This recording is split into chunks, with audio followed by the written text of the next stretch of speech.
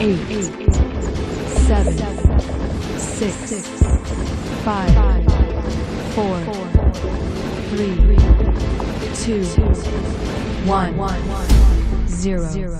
Hello, Space Lab. I'm Lawrence Krauss, director of the Origins Project at Arizona State University, a theoretical physicist, and also the author of A Universe from Nothing. And I'm here today to answer the following question. Why is there something rather than nothing? Well, the question, why is there something rather than nothing, has been around as long as people have been asking questions, and it's gotten a lot of different answers. First, as a scientist, I should say that really why isn't a good question. When we say why, we really mean how. Because why implies that there's some purpose, and there may be no purpose to the universe. Indeed, as far as we can tell from all the evidence, there's no evidence of purpose. So when you say, why does something happen, you really mean, how does it happen? So the question is, how does something come from nothing? It seems to violate the laws of physics. But in fact, the answer is quite interesting, because it turns out the simplest answer may be that nothing is unstable.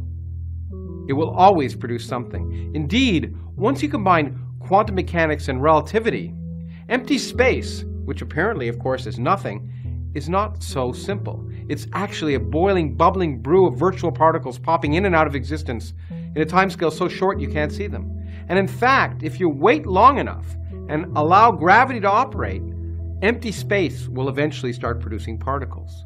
And in fact, therefore, the answer to the question, why is there something rather than nothing, or how is there something rather than nothing, is nothing is unstable. You're guaranteed, if you wait long enough, to have something.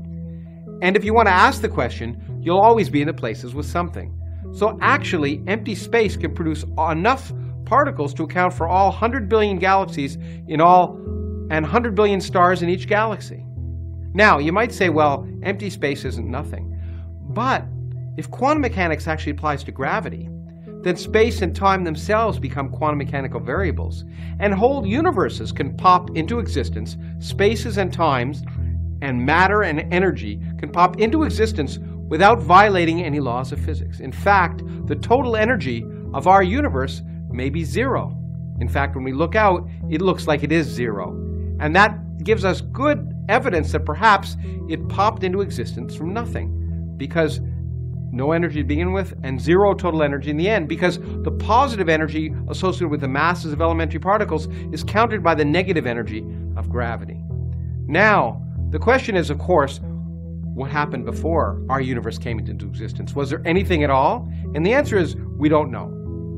A simple answer is that the question about what happened before may not be a good question, because since space and time are tied to the matter, when space and time pop into existence, time itself pops into existence, and therefore there may have been no before. The question may simply not be a good question. So there may have been no sense in which you can even ask what happened before our universe began. Alternatively, current ideas from physics suggest that perhaps our universe may be one of potentially an infinite number of universes which are popping into existence at various times. There may be universes being created right now and other universes ending. And if that's the case, then it's possible that the characteristics of our universe are precisely those that allowed us to evolve.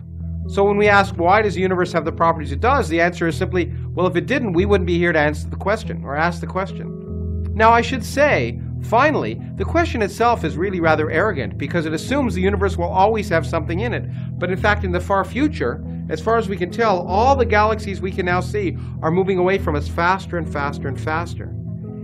And that means eventually the entire universe that we can now see will disappear when those galaxies are moving away from us faster than light, which is allowed in general relativity.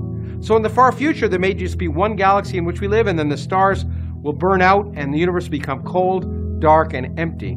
And then the simple answer to the question, why is there something rather than nothing, is just wait, there won't be for long. Thanks for the great question. If you have a question, leave it in the comments below. The question with the most likes will be answered in the next round by another expert.